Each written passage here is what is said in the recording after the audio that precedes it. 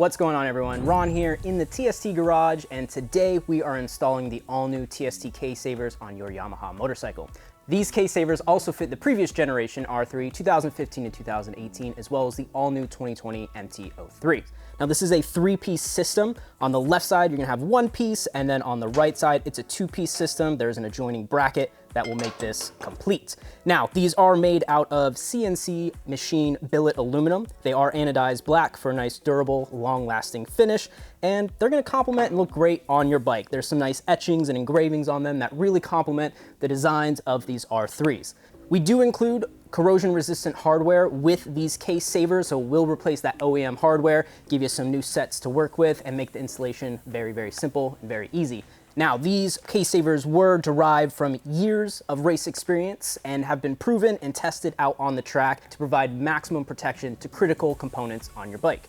Now, the case saver is not an end-all be-all crash protection piece. It works best when paired with multiple forms of crash protection, whether it's bar ends, front axle sliders, frame sliders, or even rear spools. It will help divert all of those crash forces, propagate them throughout the body of the bike, and ultimately save you a lot of money when it comes to fixing your bike after that crash.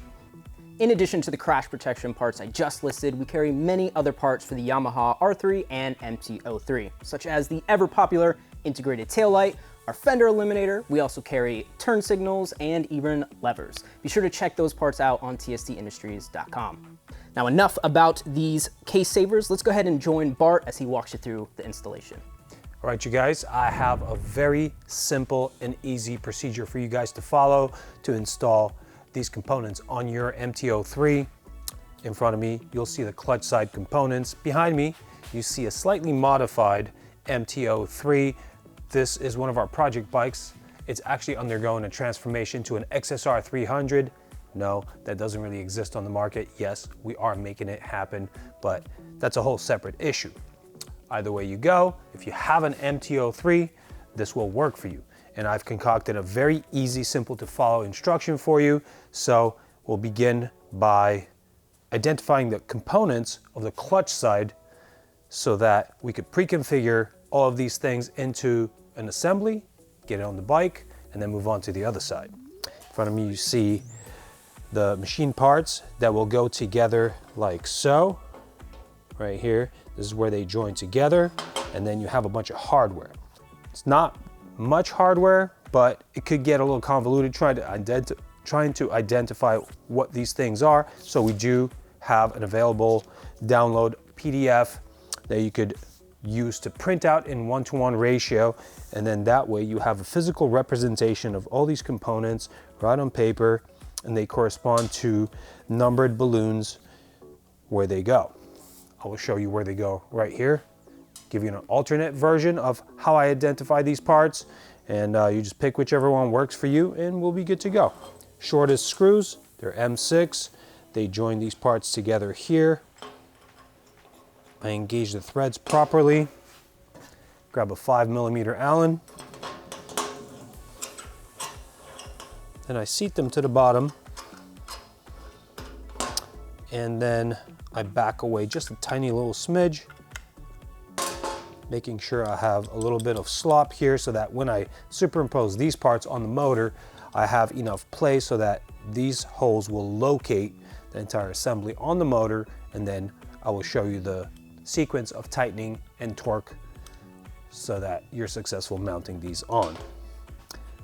Longest components, big old long screw and a big spacer go in this location, and then the remaining parts are identical. So we put them here. This would be pretty cumbersome to put on the bike in unison. So we're just gonna bring it over to the bike. I'll show you how to get that on the bike. All right, so the next thing we'll be focusing on is the removal of the appropriate fasteners from the clutch case. One's right here, and there are two additional ones here. Easily identifiable from where the oil filler is, just under and to the front of it. These will require an 8mm socket to remove. I'm gonna start here, crack these guys loose, and then crack this one loose. I'm gonna remove these two, and then we're gonna talk a little bit about this aft section one. we have modified this bike a little bit. So typically you have your narrowband O2 sensor lead going through these two cable routing components. Once you remove this screw, you have this guy here. If you still have that cable, you may choose to put that back in. I do not have that cable. I will not be reusing this. This choice is entirely up to you.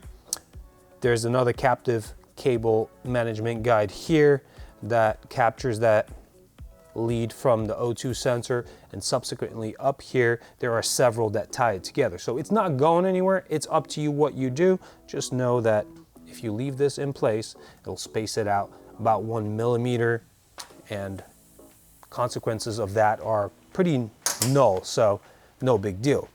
I'm going to grab our pre-assembled components. As you can see, I've taken out the forward components, the mounting components from here, and I've just retained the rear fastener and spacer. This just makes it easier to get it all assembled together. Grab my 5mm Allen,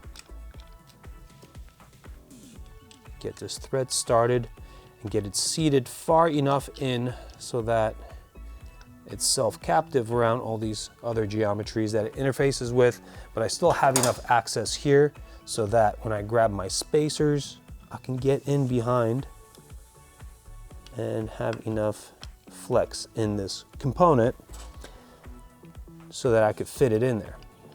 Now the two screws that are remaining will go in these locations, also 5mm. Get the thread engaged, repeat the process for the forwardmost mount. This is a little bit cumbersome here with my sausage fingers.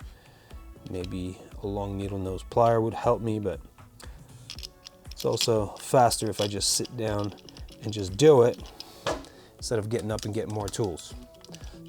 All right, now I'm gonna get these fasteners all the way to the bottom without tightening them, just seated. Also these guys now, everything's in location. Now I'm gonna grab my torque wrench. I'm gonna set it to 7.2 foot-pounds. This is actually an inch-pound version. I'm gonna go to 86.5 because that is the closest corresponding torque to 7.2 foot-pounds. You guys across the pond, we'll go to 10 Newton meters. It's all the same stuff. We're gonna do the motor case bolts first, and then these two last. Boom. It's really that simple. Now you have protection, good to go. Let's jump on over to the stator side and perform that procedure. All right, on the stator side, we have the actual stator cover, and we have some spacers and some screws. You'll notice that we have two shorter and two longer.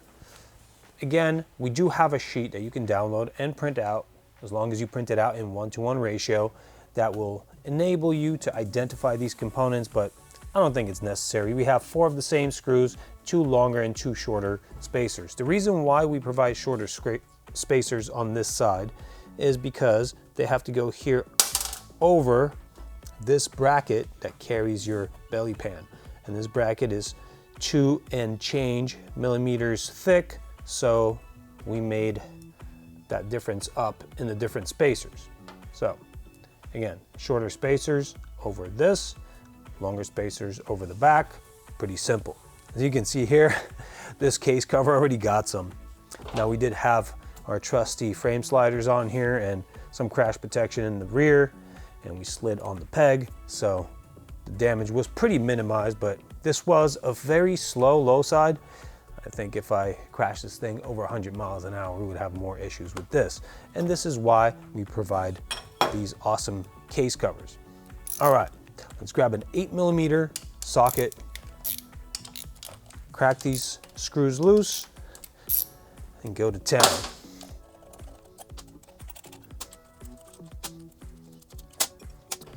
On this side, I like to start with the set of hardware that goes in here. Put a screw in here, longer spacer, line it up, and then engage the thread. Then I'm going to use a 5mm Allen wrench, turn it in. I do not want to bottom it out, so if you do get it to bottom, back it off just a little bit. Give yourself the ability to have space in between the case cover and the case. This way you can fit your spacer in there and continue doing the same procedure for all the holes. Now I'm going to jump to the shorter spacers.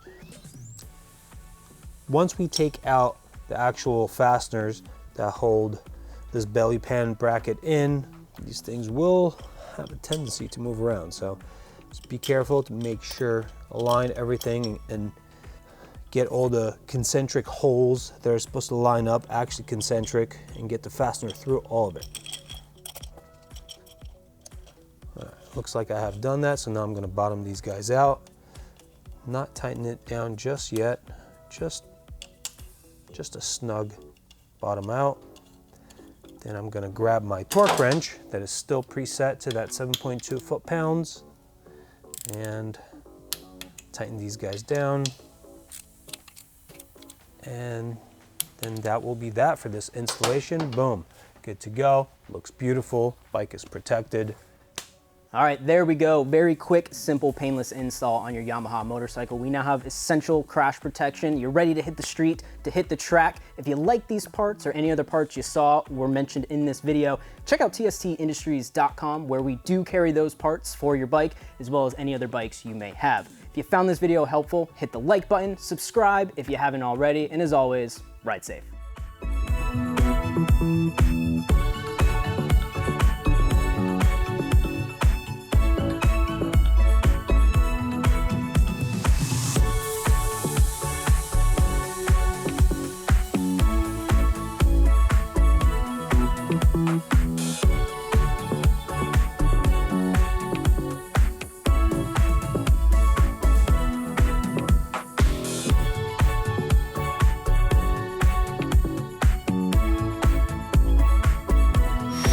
Yeah.